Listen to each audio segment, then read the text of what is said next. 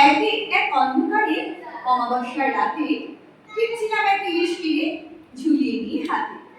নজরকান্তি ইলিশখানা টাটকা এবং তাজা, চলবে দারুণ খিচুড়ি আর সঙ্গে ইলিশ ভাজা। কয়েক পেটি ঝোলে খাবো, কয়েক পেটি ঝাল, লেজা মুড়ো চচ্চড়ি আর কাঁটা দিয়ে ডাল, সর্ষে বাটা দিয়ে খাবো কয়েক পেটি। ভাবতে ভাবতে ইলিশ দিয়ে বাড়ির দিকে হাঁটি। রাত বাড়ছে, অমাবস্যার ঘুটঘুটি আধার, মিশে যাচ্ছে দূরের থেকে, শব্দ নেই গোয়ার। হঠাৎ শুনি অন্ধকারে নাকি সুরের কান্না,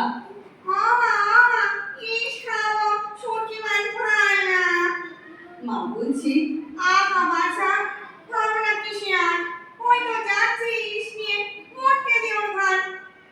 শুনেই আমার বুকের মধ্যে রক্ত জমে দিন, মাথার মধ্যে চিরিক চিরিক রক্ত তাজিম তাজিম।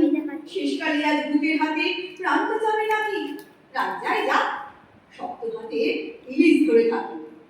হঠাৎ দেখি ইলিশ মাছে একটু একটু টান, সারা শরীর শিউরে ওঠে, রাম রাম রাম রাম টানছে এবং শুনতে পাচ্ছি কচি ভূতের কথা।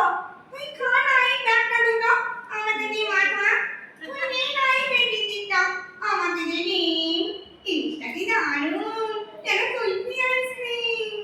রাম রাম রাম বলতে বলতে হাঁটা তো নয় ছোটা, সারা শরীরে দিয়ে আমার ঝরছে ঘামের ফোঁটা। আজকে নিয়ে প্রাণটা বাড়ি ফিরলে কোনো মতে আর কোনো দিন আসবো না এই শ্যাওড়া বনের পথে।